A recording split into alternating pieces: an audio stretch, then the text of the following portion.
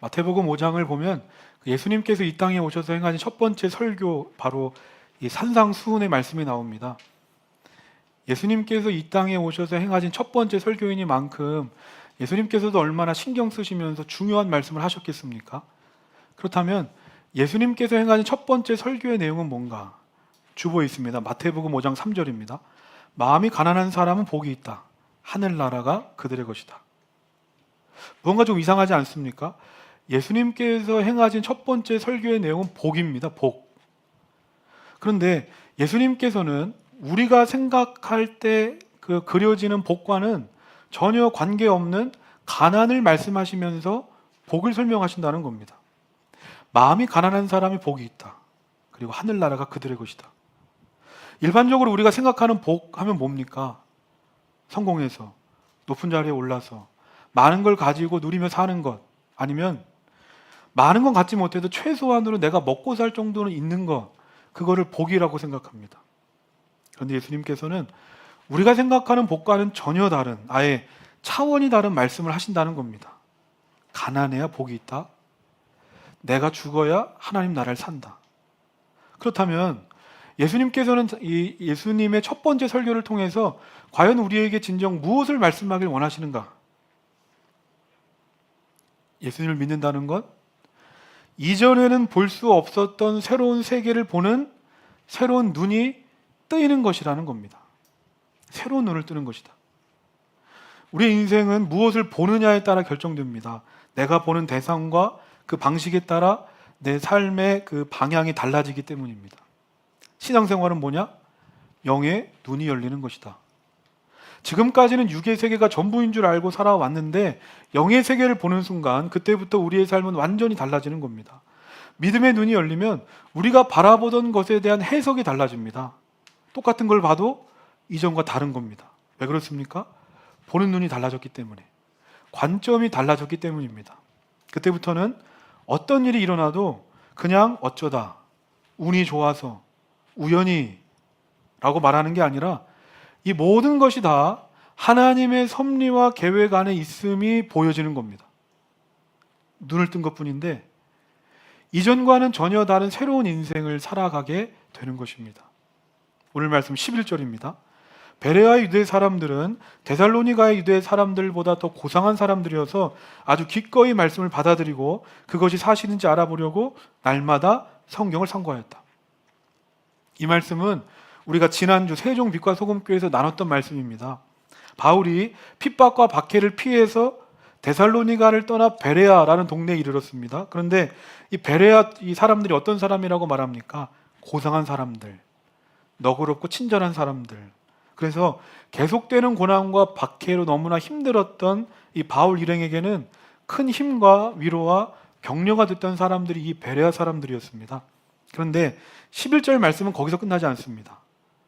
바울을 통해서 복음을 듣고 예수님을 영접한 베레아 사람들이 그 이후에 어떤 삶을 살았다고 말합니까? 11절 보면 아주 기꺼이 말씀을 받아들이고 그것이 사실인지 알아보려고 날마다 성경을 상고하였다. 날마다 성경을 상고했다. 이게 무슨 말입니까? 베레아 사람들이 예수님을 영접한 이후에는 이전과 완전히 다른 새로운 삶을 살아가기 시작했다는 겁니다. 예수님을 믿기 전에는 세상 사람들과 다름없이 언제나 무엇을 먹을까, 마실까, 입을까를 위해 살아왔던 사람들이었습니다. 그런데 예수님을 영접하고 난 이후에는 삶을 바라보는 방향, 관점, 관심이 달라지는 겁니다. 영안이 열리고 나니까. 이전에 내가 보던 것들, 그게 보이지 않고 새로운 것들이 보이기 시작하는 겁니다. 그러면서 이들이 어떻게 합니까? 바울이 시킨 게 아니었습니다. 자기들 스스로 했습니다. 자기들 스스로 하나님의 말씀 앞으로 나아가기 시작했습니다. 이들은 교회 다닌 지 얼마 안 된 사람들입니다. 이제 믿음 생활 시작하는 사람들인데 그들이 지금 뭘 하고 있습니까? 하나님의 말씀을 더 알고 싶은 마음에 간절함과 사모함으로 날마다 성경을 읽기 시작합니다. 그런데 읽는 것으로 그치는 게 아닙니다. 성경을 상고했다. 상고하다. 이 상고하다라는 말은 조사하다라는 뜻이랍니다. 조사하다. 그러니까 설교 말씀을 듣거나 성경을 읽다가 아, 이게 정말인가? 조사하는 마음으로 성경을 묵상하고 연구하기 시작합니다. 근데 여기서 말한 조사는 성경 말씀이 진짜인가 가짜인가 의심하는 게 아니라 이 말씀을 통해서 하나님께서 오늘 나에게 말씀하시고자 하는 교훈은 뭔가? 말씀을 통해서 나를 바라보기 시작하고 말씀을 통해서 세상을 바라보기 시작했다는 겁니다. 그러므로 지금 내가 영적으로 깨어 있는지, 내 영적인 눈이 열려 있는지 우리 무엇으로 확인할 수 있는가? 베레아 성도들을 보면 알 수 있습니다. 이들이 그러하듯이 세상에 대한 관심이 사라져 버렸습니다. 오로지 하나님의 말씀에 대한 사모함, 어떻게든 더 하나님을 알고 싶고 하나님과 더 가까워지고 싶은 이 간절함이 오늘 나에게 있느냐 없느냐, 그것이 지금의 내 신앙 상태를 결정한다는 겁니다. 우리가 지난주에 물결 여름 수련회를 다녀왔습니다. 아까 봤지만 무더운 날씨였는데 늦게라도 함께하고 싶은 마음에 개인적으로라도 이렇게 와서 거의 물결에 거의 모든 성도들이 함께하는 수련회였습니다. 아주 뜻깊고 귀한 시간이었는데 제가 수련회를 마치고 이제 서울로 올라오면서 청년들과 함께 얘기할 수 있는 시간이 있었습니다. 어떤 청년이 저에게 이렇게 말하는 겁니다. 목사님, 제가 성경 공부하고 싶습니다. 라는 얘기를 저한테 하는 겁니다. 성경 공부를 해보고 싶다. 교회를 다니기는 하지만 성경에 대해서 잘 모르니까 주일에 말씀을 들어도 이 말씀을 제대로 깊이 이해하지 못하는 것 같아서 성경 공부를 하고 싶다는 얘기였습니다. 제가 하반기에 성경 공부하죠, 그죠? 예. 또 어떤 청년은 저에게 이렇게 말했습니다. 목사님, 저는 지금까지 교회를 다니긴 했지만 저는 저를 교회 다니는 믿음의 사람이라고 한 번도 생각해 본 적이 없었습니다. 그런데 이번에 수련회 때 예배를 드리면서 처음으로 제 마음에 어떤 무언가 모를 감정을 느꼈습니다. 그러면서 차에서 서로 이런 질문을 했습니다. 나에게 물결이란? 웃으면 탄론하죠? 네, 모른 척. 나에게 물결이란? 이 정확한 제가 표현은 안 나지만 그 청년이 이렇게 말했던 것 같습니다. 나에게 물결이란? 나에게 없던 것을 있게 해준 곳이다. 없던 걸 있게 해준 곳이다. 이거 제가 말 다 하고 다녀서 앞으로 저한테 말 안 하는지 모르겠지만 또 주중에 어떤 청년에게 연락이 왔습니다. 제가 실명 안 밝혀도 다 알겠지만 제 전화가 와서 저한테 이렇게 얘기하는 겁니다. 목사님, 제가 전도한 청년이 저에게 얼른 교회 가고 싶다고, 찬양 듣고 싶다고, 목사님 목소리 듣고 싶다고, 이 말씀을 드리면 목사님 좋아하실 것 같다고 해서 전화를 하는 겁니다. 놀랍지 않습니까? 하루 종일 일해서 몸도 피곤하고 마음도 힘든데 찬양을 들으면 조금 이 무언가 모를 이 불편한 마음도 사라진다는 겁니다. 제가 왜 이야기하겠습니까? 누가 하라고 시키거나 가르친 게 아닙니다. 그런데 예수님을 만나고 조금씩 예수님께 내 마음의 문이 조금씩 열려져 가니까 지금까지 보지 못했던 걸 보게 되는 겁니다. 지금까지는 관심도 없었고 생각조차 없었던 것에 자기도 모르게 눈길이 가고 마음이 가는 겁니다. 제가 처음에 물결을 개척하고서는 이런 생각이 들었었습니다. 오랫동안 신앙생활하면서 믿음직한 신앙을 쌓아온 사람들이 이 물결 제 주위에 없어서 그게 참 힘들고 어려울 때도 많았습니다. 근데 지금 와서 다시 보니까 그게 아니다. 우리 교회가 세워진 이유가 하나님을 알지 못했던 사람들에게 하나님을 전하고 그들을 살리고자 세워진 교회가 아니었던가. 그냥 1년 반의 시간이 그냥 흘러간 시간이 아니라 우린 다 보지 못했지만 하나님은 각 사람의 마음속에 찾아오셔서 그의 마음을 두드리시고 그를 만지고 계셨었구나. 그것이 무엇이든지 첫 마음, 첫사랑보다 더 뜨겁고 열정적인 게 어디 있겠습니까? 주의를 손꼽아 기다리면서 말씀을 사모하고 교회에 와서 찬양만 들어도 은혜가 넘치는 자들로 우리 교회가 가득해져 간다면, 남들이 봤을 때는 작은 개척교회일지 몰라도 이런 교회라면 우리 교회가 하지 못할 일이 없겠구나. 그러면서 동시에 저는 제 자신을 포함해서 신앙생활 오래 한 사람들을 돌아보게 됩니다. 아까도 제가 성경 공부 얘기했지만 누가 성경 공부합니까? 안타깝게도 교회 오래 다닌 사람들은 성경 공부하려고 하지 않습니다. 이전에 다 해봤다는 겁니다. 다 안다는 겁니다. 그래서 어느 순간부터는 예배에 대한 기대감도 없이 그냥 습관적으로 몸만 나와서 예배당에 앉아있는 사람들이 있습니다. 다른 사람 얘기가 아닙니다. 누구보다 교회 자주 오고 교회 많은 일을 하는 목사인 저의 얘기일 수 있고 오랫동안 신앙생활을 했던 나의 모습일 수 있다. 이것이 뭘 말하는 겁니까? 우리가 영적으로 깨어있지 않으면 믿음 안에서 새롭게 뜨였던 눈이 가려워지는 건 한순간이라는 겁니다. 앞서 얘기한 대로 우리 교회는 하나님을 알지 못했던 사람들에게 하나님을 전하고 그들을 살리고자 세워진 교회다. 근데 저는 그것뿐만 아니라 하나님을 처음 만나고 눈이 뜨여져서 누구보다 뜨겁고 열정적인 첫 마음과 첫사랑으로 그 신앙생활하는 성도들을 보면서 저나 기존의 성도들 또한 형식적이고 습관적인 신앙생활에서 벗어나서 깨어서 다시 살 수 있는 교회가 우리 교회가 될 수 있겠구나. 이것이 바로 우리 교회에 주신 하나님의 은혜가 아닐까. 제가 언젠가 설교 때 얘기했습니다. 저는 목회자로서 예배를 디자인할 때 가장 중요하게 생각하는 것은 새 가족이다. 교회에 온 지 얼마 안 된 사람들도 부담 없이 예배 드릴 수 있는 예배를 만드는 것이 저의 그 방향성이라고 했습니다. 신앙생활 오래 한 사람이 아니라 새 가족. 먼저 온 사람이 아니라 나중된 사람이 중심되는 교회. 저는 이것이 우리 개인과 공동체의 신앙의 모습이 되기를 소망합니다.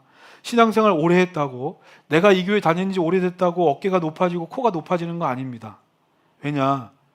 과거에 내가 얼마나 대단한 신앙생활을 했든지 그건 중요하지 않습니다.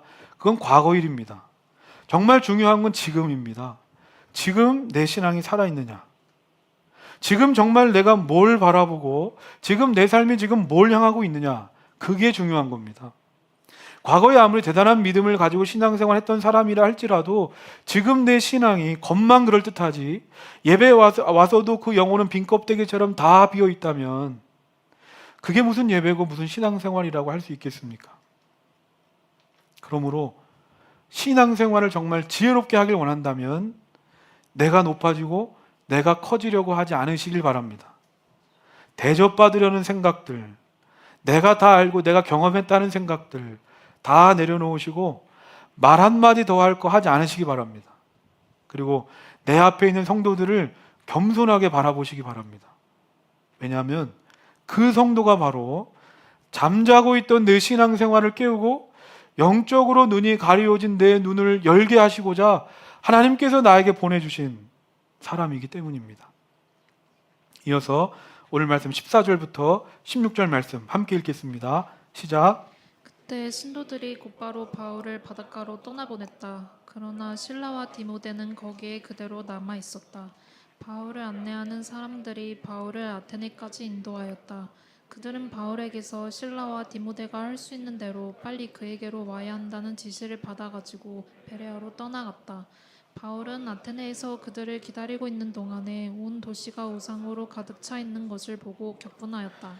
데살로니가 사람들이 베레아까지 쫓아와서 바울을 핍박합니다. 결국 바울이 한밤중에 도망갑니다. 실라와 디모데를 놔두고 먼저 급하게 오늘날 아테네라는 동네로 피신합니다. 그러면서 16절 보면 바울이 실라와 디모데가 오는 걸 기다리는 동안 조금 시간의 여유가 있었는지 아테네 시내를 둘러보기 시작합니다. 그런데 아테네를 둘러보던 바울의 반응이 어떻습니까? 16절 다시 보면 도시가 우상으로 가득 차 있는 걸 보고 격분했다. 바울이 격분했습니다. 그러면 이 아테네는 어떤 곳인가? 그리스 헬레니즘 문화의 중심, 고대 문화, 철학, 예술의 중심지가 바로 아테네입니다. 그리고 한 번쯤은 다 사진으로 보셨을 수도 있는 파르테논 신전 같은 대단한 건축물, 관광지로 가득한 곳이고 또 아리스토텔레스, 소크라테스, 플라톤 같은 유명한 철학자들이 활동했던 동네. 그래서 시민들 스스로도 도시에 대한 자부심이 있던 곳이 바로 아테네였습니다. 그런데 신기하게도 이렇게 문화, 철학, 예술이 발달한 도시였음에도 불구하고 아테네에 무엇이 가득했다는 겁니까? 우상이 가득했다. 참 아이러니한 겁니다. 자료를 보면 이 당시 아테네 인구가 2만 정도 됐다고 하는데 아테네 우상 신상들이 3만 개가 넘었다라는 자료가 있을 정도였습니다. 그러니까 분명 세상 사람들의 눈에는 아테네는 동경의 대상이었습니다. 아름답고 멋지다. 그렇게 보이는 곳이었지만 영의 눈이 열린 사람에게는 아름다움으로 보이는 게 아니라 우상으로 가득하고 죄로 가득한 도시로밖에 안 보이니까 분노할 수밖에 없는 겁니다. 영적인 분노, 거룩한 분노였다. 이겁니다. 믿음으로 영의 눈이 열린 사람은 이 세상의 겉모습, 화려함만을 보고 감탄하고 부러워하는 게 아니라 하나님의 시선, 하나님의 마음으로 바라보면서 가슴 아파하고 분노하는 겁니다. 그렇다면 오늘 나는 이 세상을 바라보면서 이와 같은 마음, 죄와 우상으로 죽어가는 이 세상과 사람들을 바라보면서 가슴 아파하고 분노했던 적이 있었던가? 평상시엔 별일 아닌 것으로 화 엄청 잘 내면서 영적이고 거룩한 것에는 분노한 적이 있었던가? 왜 하나님께서 우리에게 이런 눈을 열어주셨겠습니까? 우상과 죄로 가득한 이 세상을 바라보면서 가슴 아파하고 때로는 분노하라고. 그래서 그걸 가지고 기도하라고. 그리고 행동하라고. 우리의 눈을 열어주신 게 아닐까. 그런데 그런 우리가 눈으로 다 보면서도 가슴 아파하지 않고 분노하지 않기 때문에 여전히 이 땅에는 우상이 가득하고 죄가 가득한 게 아닐까. 하나님께서는 우리에게 육신의 세계를 넘어서 영의 세계를 볼 수 있는 눈을 주셨는데 우리가 그것을 보고서도 아무것도 하지 않는다면 우리는 우리가 왜 그리스도인으로 부름받았는지 모르는 것이고 결국엔 세상 사람들과 다른 게 없는 겁니다.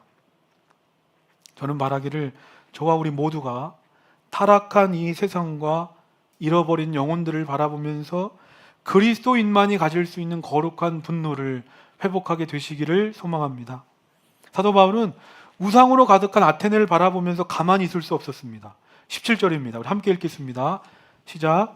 그래서 바울은 회당에서는 유대 사람들과 이방 사람 예배자들과 더불어 토론을 벌였고 또한 광장에서는 만나는 사람들과 날마다 토론하였다. 바울이 가만히 있을 수 없는 겁니다.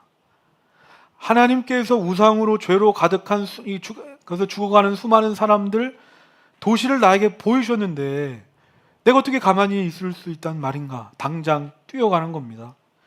회당에 가서 말씀을 전하는 건 물론이고 장터로 갑니다. 장터로 가서 매일 만나는 사람들에게 하나님의 말씀, 복음을 전하기 시작합니다. 그러자 이후에 어떤 일이 일어나는가? 19절부터 21절 함께 읽겠습니다. 시작.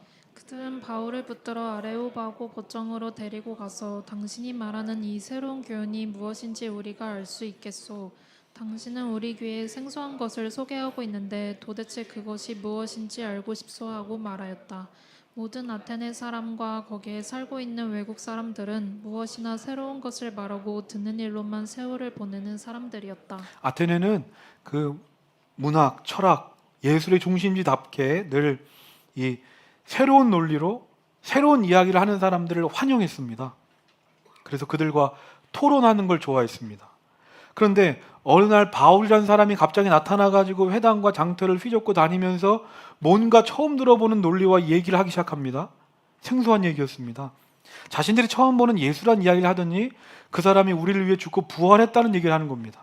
그러자 이 바울이라는 사람 주장 이야기를 더 들어보고 싶은 마음에 사람들이 바울을 붙들어다가 아레오바고 법정으로 데려갔습니다. 그리고 그곳에서 우리 모두가 들을 수 있게 한번 얘기해봐라. 기회를 줬습니다. 이 바울이 끌려간 아레오바고, 전쟁의 신 아레스의 언덕이란 뜻으로 대법원이었습니다. 로마 시대 이후에는 도덕과 교육을 관장하고 새로운 종교나 철학이 유입되는 걸 통제하고 신문하고 조사하는 기관, 아테네에서 가장 역사 깊고 권위 있는 토론의 장, 그곳이 바로 아레오바고였습니다. 근데 바울이 지금 그곳에 가서 설교할 수 있는 기회가 생겼습니다. 저는 한번 생각해 봅니다. 이때 바울의 마음이 어땠을까? 자기 스스로 온 게 아니었습니다. 복음을 전하다가 피하고 오다 보니까 여기까지 이끌려 왔습니다. 바울은 지금까지 자신이 여기 와서 설교할 거라고 한 번도 생각해 본 적이 없었습니다. 바울도 학자입니다. 바울도 학자로서 아마 이 아레오바고의 명성 익히 들었을 겁니다. 근데 어찌하다 보니 누구의 손에 이끌려 여기까지 오게 된 겁니다. 당시 유럽 문명을 이끌었던 아테네의 중심에 바울이 섰습니다. 저는 이 아레오바고 법정에서 바울을 보면서 바울에 비할 수 없지만 제 자신을 보게 되고 또 우리 교회를 보게 됩니다. 제가 이번 여름에 돌아보니까 제가 이번 여름에 우리 교회가 아니라 외부에서 3번의 설교를 했습니다. 한숲교회 청년의 수련회 설교를 했고, 지난주에 세종 빛과 소금 교회 가서 설교를 했고, 주중에는 진리의 말씀 교회 청년의 수련회 가서 제가 설교를 했습니다. 대단하지 않습니까? 제 자랑하려고 하는 건 아니고, 제가 그 진리의 말씀 교회 가서 주중에 진리의 말씀 교회 수련회에 가서 설교하면서 청년들에게 이렇게 말했습니다. 내가 여기 와서 설교할 사람이 아니라고. 나는 지금까지 내가 외부에서, 교회 밖에서 다른 교회 수련회 가서 설교할 거라고 난 한 번도 생각해 본 적이 없었던 사람이라고. 이거는 우리 물결처치도 마찬가지라고. 처음에 건물 없는 교회로 시작하면서 첫 번째 예배 처소를 알아볼 때부터, 그리고 두 번째, 세 번째 예배 처소에 이르기까지, 그리고 지난주에 여름 수련회를 다녀오고 제가 물결의 이름으로 진리의 말씀교회 청년의 수련회 가서 설교하는 그날까지, 내가 지금까지 한 번도 경험해 본 적 없는, 아니 내가 한 번도 생각조차 하지 못했던, 오로지 하나님의 이끄심이라고 밖에 설명할 수 없었던 지난 1년 반의 시간이었다고. 저는 이것이 저만의 고백이 아니고 우리 교회만의 고백이라고 생각하지 않습니다. 오늘 이곳에서 예배하는 우리 모든 성도들의 고백인 줄 믿습니다. 믿음의 눈이 열리는 순간 우리는 보게 되는 겁니다. 아, 나에게 주어진 삶의 모든 순간들, 모든 시간들이 그때는 이해가 안 되고 답답했는데 돌아보니까 그 모든 거 하나도 버릴 것이 없었구나. 그 모든 것이 하나님의 정교하고도 세밀한 섭리와 계획하심 아래 이루어졌던 일이라는 겁니다. 이처럼 믿음의 눈이 열려서 내 삶을 하나님으로 해석하게 되면 지금까지 나를 이끄신 하나님께서 오늘도, 내일도, 미래도 변함없이 나를 가장 좋은 길로 이끌어 가실 것이라는 믿음이 있기 때문에 우리는 그때부터 하나님을 변함없이 신뢰하고 변함없이 의지할 수 있는 겁니다. 23절부터 보면 이 아레오바고에서의 바울의 설교가 쭉 기록되어 있습니다. 23절입니다. 내가 다니면서 여러분이 예배하는 대상들을 살펴보는 가운데 알지 못하는 신에게라고 생긴 제단도 봤습니다. 그러므로 나는 여러분이 알지 못하고 예배하는 그 대상을 여러분에게 알려드리겠습니다. 이제부터 바울의 설교가 쭉 시작되는데 바울의 설교의 핵심이 뭐냐? 23절 뒷부분 보면 여러분이 알지 못하고 예배하는 그 대상을 여러분에게 알려드리겠습니다. 바울의 설교의 핵심이 뭔가? 우리의 눈이 가리워져 보지 못했던 하나님, 그 하나님이 어떤 분인지 하나님을 보게 하는 겁니다. 그래서 제가 오늘 주보에 넣지 않지만 24절부터 29절까지가 이 바울의 설교, 하나님이 어떤 분이신지가 쭉 기록되어 있습니다. 이 부분을 그 유진 피터슨 목사님이 일상의 언어로 기록한 성경, 메시지 성경으로 제가 읽어드리겠습니다. 좀 길지만 하나님이 어떤 분이신지 기록이 잘 되어 있기 때문에 하나님을 알고자 하시는 분들은 잘 들어보시기 바랍니다. 메시지의 내용입니다. 세상과 그 안에 있는 모든 것을 만드신 하나님, 하늘과 땅의 주님께서는 여러분이 주문 제작한 신당에 사시지 않습니다. 또한 자신을 건사하지 못해 옆에서 시중 들어줄 누군가가 필요하신 분도 아닙니다. 그분이 피조물을 만드셨지 피조물이 그분을 만든 것이 아닙니다. 그분은 무에서 출발해 온 인류를 지으셨고 이 땅을 살만한 좋은 곳으로 만들어 주셨습니다. 넉넉한 시간과 살만한 공간도 주셨습니다. 이는 우리가 어둠 속에서 더듬기만 하는 것이 아니라 실제로 그분을 만날 수 있도록 우리가 하나님을 찾을 수 있도록 하시려는 것입니다. 그분은 우리와 숨바꼭질 하시지 않습니다. 그분은 멀리 계시지 않습니다. 그분은 가까이 계십니다. 우리는 그분 안에서 살고 움직입니다. 그분을 벗어날 수 없습니다. 여러분의 시인들 가운데 누군가가 우리는 하나님께 지음받은 존재라고 잘 말했습니다. 과연 우리가 하나님께 지음받은 존재라면 우리가 석공을 고용해서 돌을 깎아 우리를 위한 신을 만들겠다는 것이 얼마나 얼토당토 않은 생각입니까? 우리가 믿는 하나님에 대해서 바울이 설교했습니다. 우리가 믿는 하나님 어떤 분이신지 조금 아시겠습니까? 그저 우리 말씀을 통해서 하나님이 어떤 분이신지 들은 것뿐인데 하나님을 알게 되고 하나님이 조금씩 보여지는 순간 우리의 믿음의 눈이 열리기 시작하는 겁니다. 마지막입니다. 사도행전 17장 32절부터 34절 함께 읽겠습니다. 시작. 그들이 죽은 사람들의 부활에 대해서 들었을 때 더러는 비웃었으나 더러는 이 일에 관해서 당신의 말을 다시 듣고 싶소 하고 말하였다. 이렇게 바울은 그들을 떠났다. 그러나 몇몇 사람은 바울 편에 가담하여 신자가 되었다. 그 가운데는 아레오바고 법정의 판사인 디오누시오도 있었고 다말이라는 부인도 있었고 그 밖에 다른 사람들도 있었다. 사도 바울의 설교를 들은 사람들의 반응이 어떻습니까? 어떤 사람은 비웃으며 조롱하고 또 어떤 사람은 나중에 다시 듣겠다고 말합니다. 하지만 33절 보면 바울은 그러고 아테네를 떠납니다. 그리고 다시는 돌아오지 않습니다. 이게 무슨 말입니까? 말도 안 된다고 조롱하거나 비웃거나 나중에 들어보겠다고 말할 수 있지만 내가 복음을 듣고 예수님을 영접할 수 있는 기회가 영원히 나를 기다려주지 않는다는 겁니다. 은혜 받을 만한 때가 있고 구원의 날이 있다. 이 세상의 복음을 듣고 거절하고 조롱하는 사람들이 얼마나 많습니까? 또한 내 주위를 돌아보면 다음에 듣겠다고 말하는 사람들이 얼마나 많습니까? 하지만 그럼에도 분명한 건 은혜 받을 만한 때가 있고 구원의 날이 있기 때문에 바울은 포기하지 않고 끝까지 복음을 전했더니 비록 많은 사람은 아니었지만 그 바울을 통해서 몇 사람이라도 구원받아 하나님께 돌아오게 되는 겁니다. 저는 이것이 바로 하나님께서 우리의 눈을 열어주신 이유이고 목적이지 않을까. 나를 위해서가 아닙니다. 이 세상과 다른 사람을 위해서입니다. 은과 금이 전부인 줄 알고 그것만을 바라보며 살아가는 이 세상과 사람들에게 은과 금과는 비교할 수 없는 내 인생의 본질적 문제를 해결해 주시는 예수 그리스도를 전하시길 바랍니다. 지금까지는 우상과 죄로 가득한 이 세상이 전부인 줄 알고 살았던 사람들의 눈이 띄어질 것이고 그때부터는 이 땅이 아니라 하늘을 바라보며 살아가는 새로운 인생들이 다 될 줄로 믿습니다. 오늘 말씀을 기억하면서 우리 함께 찬양하겠습니다.